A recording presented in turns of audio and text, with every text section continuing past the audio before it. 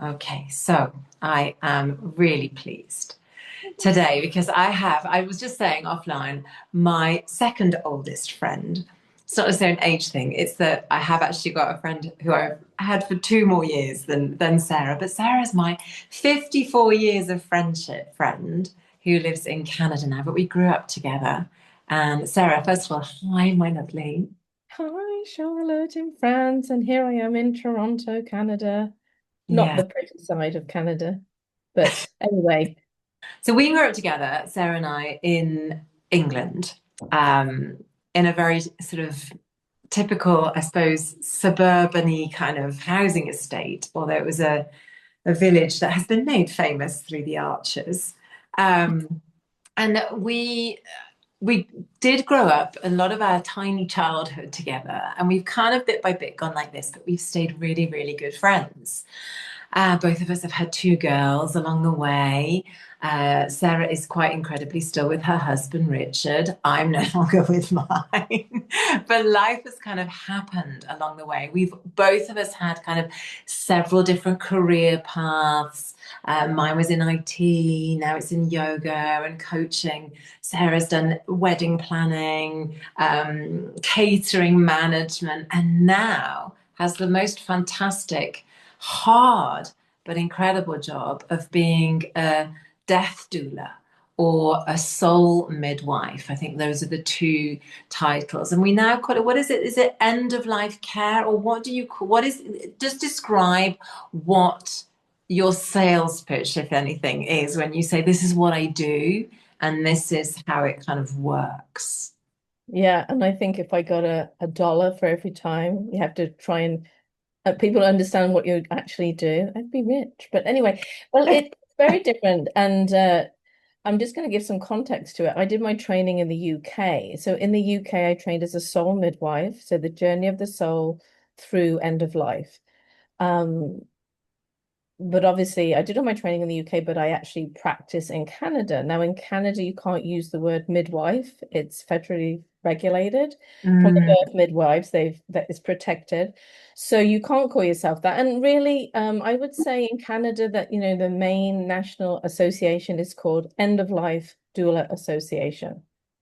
In the UK, the most prominent, like I would say, more well-known than Soul Midwives is the End of Life Doula UK. You'll see a lot Emma Thompson, you'll see a lot Greg Wise, you'll see it's a very I encourage people to look it up, run by a fantastic lady called Dr. Emma Clare. She's the UK president, and they're doing a lot of initiatives with the NHS. I digress. So that's very prominent. Now, when you get the term death doula, it tends to be the US, call it death doula. My only concern with that is we're really talking, when we say that, not that the others don't either, but we're really talking about death, right? So right at the end. When I work with palliative care doctors or the healthcare system, they're always saying to me, you're way better if we can get you engaged upstream, meaning upon diagnosis, because that's where the beauty of the work that we do works. We do, in essence, emotional and practical support for families, filling in the gaps that the healthcare system is just tapped out and can't do, and giving, where appropriate, more of a holistic approach.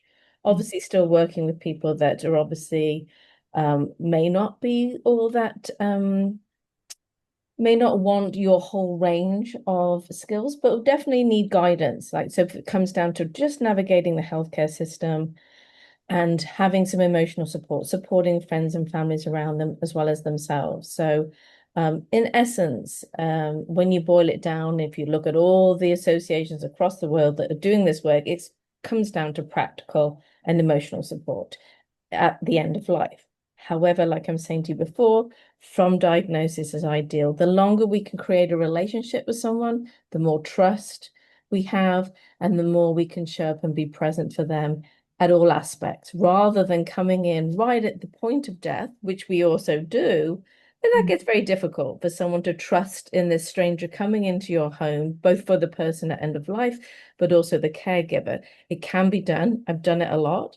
But it's very different to if I've established a relationship, I come in, set you all up, go off and live your life for for as long as you have, and I can come in at any point to sort of, signal where things can be tweaked, just so you get the best of the remaining days that you have left.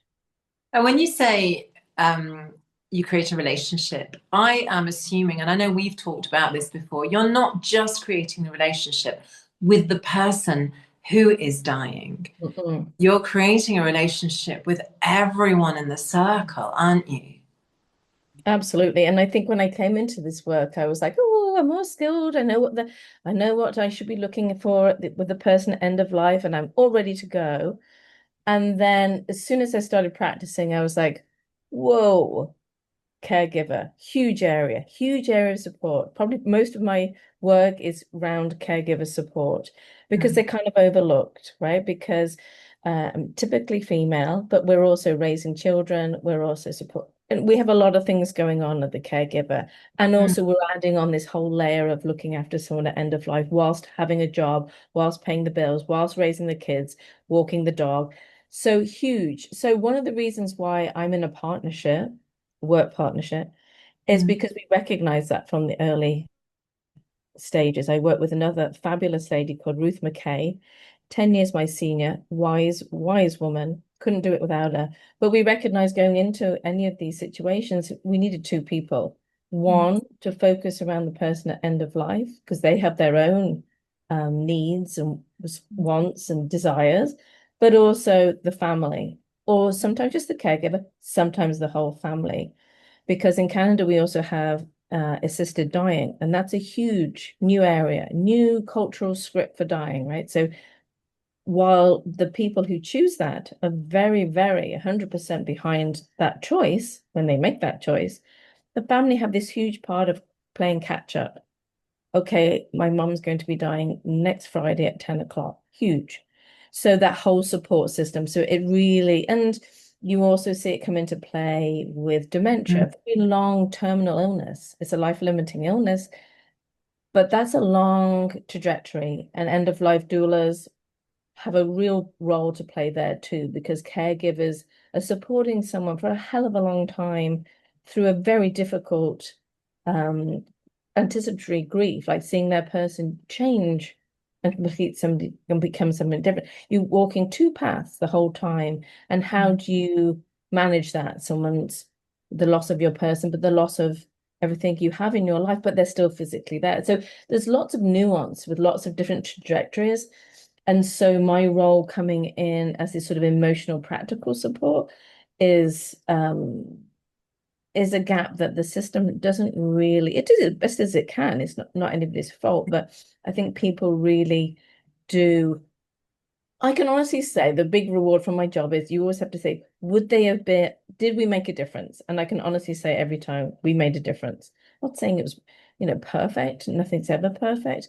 But that if you made a little difference by just talking to somebody in the corner about something or taking the time to explain what the doctor just came in and said and what that actually means, makes a huge difference in someone's day. And that's what we try and Mm. do.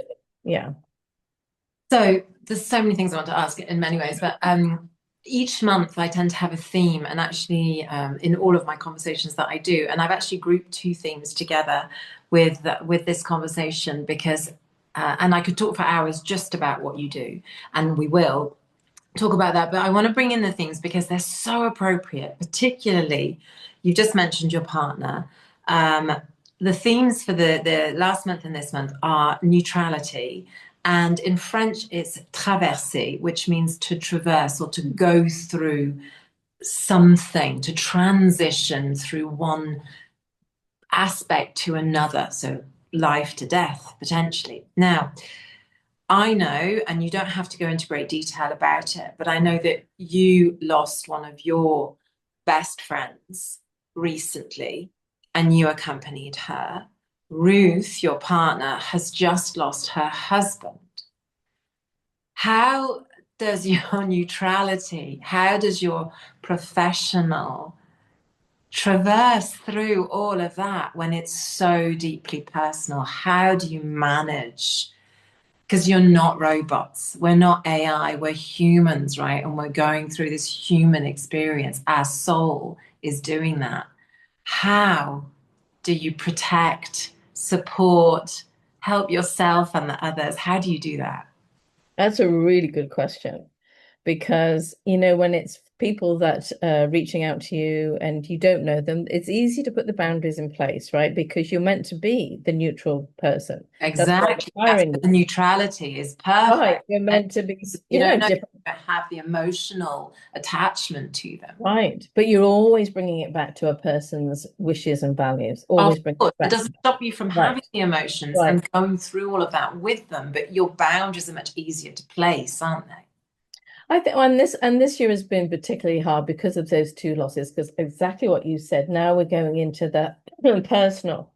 But I think like and like I want to say that even though this role has a name, the idea is to get out of business. So because we used to do this in our communities, right? So the more people use people like us, there used to always be a woman in the town or the village that would come in, a bit like birth midwives. It Yes. was a birth mid, they didn't have a title, they just came in. And that's what I think a lot of the movement around this is hopefully in our communities.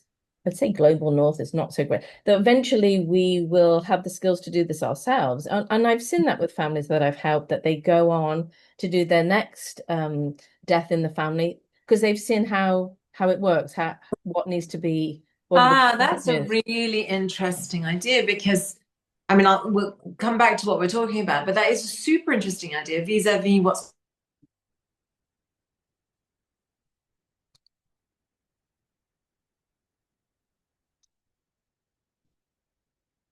and it's all about the women, it's all about community, it's all about circles, it's much more, yeah, community and local based. So we're going in, hopefully that's the direction we're kind of going back in time almost and going Yeah, what absolutely. we're Because doing. that used to be, and in a lot of other cultures, they still do that. We just seem to Mhm. have lost that, right? So if you look at the compassionate communities movement, and you'll see a lot of that in the UK and Australia and places like that, it is about teachings in the community. So then people, they see it, they realize the skills. And then and South America has a really interesting idea with this work. They don't teach they teach the families. So they'll go in and say, rather than me, like I'm always present with my families, they'll just go and teach the families, then they move out. So in other words, they give the skills to the Mhm. family then do all of it. The end of life doula is sort of just comes in as a teacher. So really interesting because it is about you know, we can all do this. It's well, not everybody, but it certain family members can typically there is somebody that may be attuned to this, and if they are attuned to it, why not? And some families do it wonderfully, will really work well with you. Anyway, I digress. What were you saying? Yeah, so this one was very difficult. How do I keep neutral?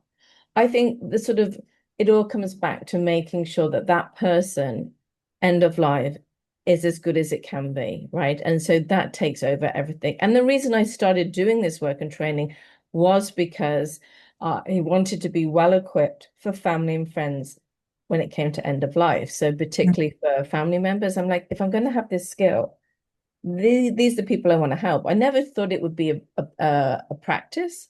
There's a book that's just come out by, and I'm going to get it wrong, Dawn French. There we go. Dawn. Oh yeah, yeah. Yes. I haven't read the book, but I've heard her interviewed on Women's Hour, which is the Radio 4 program for women. It's been going for years and years. And she was being interviewed on there about this book. And the book starts with the mother saying to the children, this will be my last time, or this will be my last week, or something like that, or tomorrow I won't be here anymore, or something.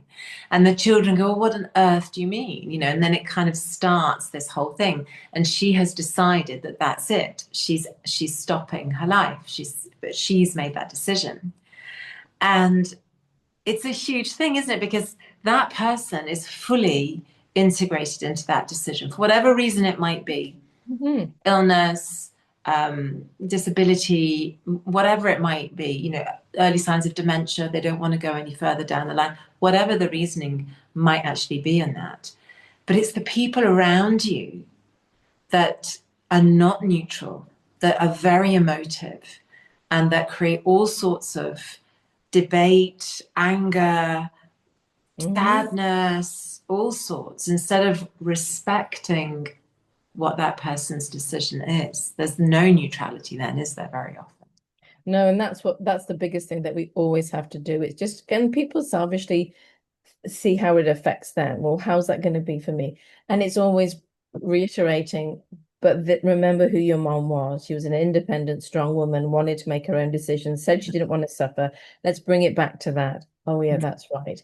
Well, okay, so if you don't, it's talking through, you do get, and you have to be careful that you don't ever go into therapist world, because I'm not a qualified therapist. So That's a very good point. Yeah. right. So, when you around assisted dying, I can talk around end up, people are like, oh, why can't she just die naturally? Whatever. You know what I mean? Okay, well, let's talk about that. Let's talk about what that would look like and what that would mean for you and for them. So you talk having these conversations. So I'm not ever giving a therapist advice, but I can talk to end of life experiences. But that is a big part of the job that you never really realize, is having these conversations. And a lot of it is like what to expect. Okay, if someone's, whether it's going into a hospice or not having assisted death, just natural death, and what's that going to look like? How can I prepare myself? How much time do we have?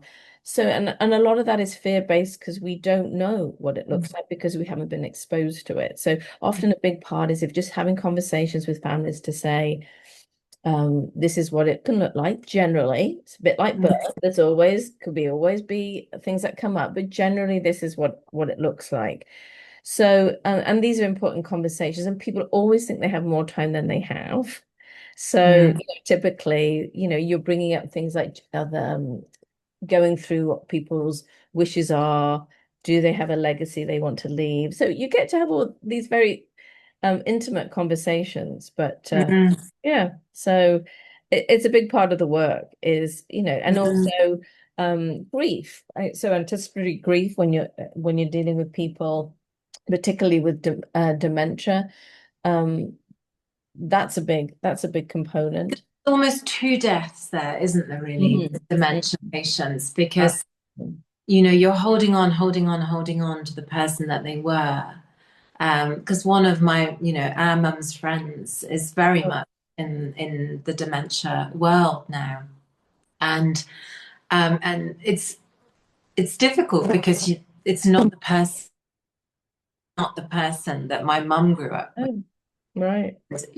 And she can have conversations, and she even had a couple of laughs with her last Sunday when she went to visit her. And but and my mum said she seems very happy and very settled. Yeah. It's not Trisha. She's almost had to say goodbye to Yeah. her friend already.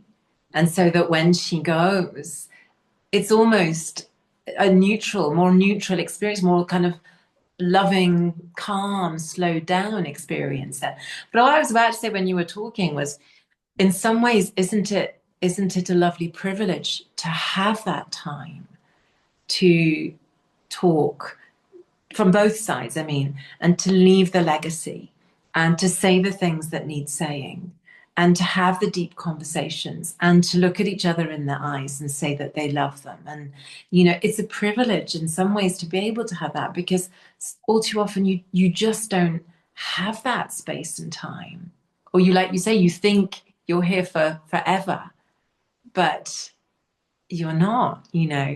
Right. And And it's trying to make the most of every day. What brings you joy? And let's make sure that that happens. Because if you don't know how long you've got, what's the most important thing, and ensuring that that happens as best as you can. And it's also talking to having people having conversations about, like, it's always to what end? Okay, so now you're offered a field trial, or like a clinical study or trial, because we've run out of medical options. Okay, right. so that might give you another month. But to what end? Like, is that month going to be you sitting drinking coffee on your patio? Or is that going to be lots of treatment? So it's all not that I make a choice. We never make choices for people, but it's That's having this super, conversation. Like, super right. interesting point, Sarah, because when I was on the trip that I was on a couple of weeks ago in the UK, we had a very beautiful group of women who were there. And I've had skin cancer, luckily caught very early, never had to go through chemo. Really, really, really fortunate from that point of view. So I've never had that path of medical, appointments and shit being put into my body. I've never had to make that decision, never had to go through it. Thank God. Super grateful. There was another woman who has had breast cancer, almost had another scare recently, is fine, is recovering or has recovered, is living a really full life now. Another lady on the trip who is in breast cancer treatment still, has no lymph system left in particularly in one of the arms, but in the whole of her body really. But in the arm, it's like painful because there's no lymph in there. And I had a very simple but very deep conversation with her as we were walking down in Tintagel of all places in Cornwall to Merlin's cave at the bottom Yeah. of this incredible cove thing. We're walking down, and I had this conversation with her, and I felt like you having the conversation, saying things like, "Well, what would that look like?" Or Yeah, exactly. things like that. And Very one of important. the, so she happened to say, she talked about her diagnosis, and I said, "Okay, and how did you feel at that point?" And she was like, "I felt like I'd had a really good life." And I said, "Okay, and so what happened then?" "Well, my children wanted me to have treatment." And I said, "And what did that feel like for you?" And she was like, "I would have been okay to just stop there." Mm. And she said, "And had I known how crappy the treatment would make me feel, I probably would not have gone down that route." I said, "Okay, how long did they give you?" And she said, "About a year." And she said, "And maybe I've gained some on that." But she said, "I have kind of in my head and with my doctor now made the decision that if this gets too much, we're just stopping and we're monitoring it." But obviously, clearly, her children don't know anything about that. But isn't it interesting? Because it comes back to exactly what we've just said. It's the fear of the other people. They're not ready. But Right, she is battling with the fact that this person that she's seeing in the mirror, this person that's having to live the life that she's living now, is not who she is, right. or certainly not who Absolutely. she was. And she's spent the whole of our trip loving the places that we went to. That was one of her main things, was I'm going to travel. Just going to see some amazing places, which she did. But she was coming to terms with who she was now, this new life that she was living now. Maybe that will help, because up until now she's been battling the fact that she's not that person and she can't be that person again. Yeah. But she's this new version of herself, and she hasn't liked that new version.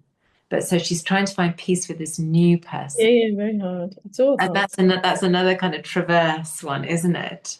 Well, yeah, and you see, that's where this role comes into its own because I think trying to get family members to see that without an independent person coming, and it's not like we come into those scenarios and say, "Kids, this is what your mom wants." It's sort of like bridging the gap. It's sort of like saying, "Okay, let's I'd let's love to put it say, all on the this is how table." it is. Yeah, no, no, none of that. But like, it's hard. I mean, we all know if a family member told us things, it doesn't work. You need somebody, an outsider, to come in, a neutral party, and say, "Look, this is how we see it.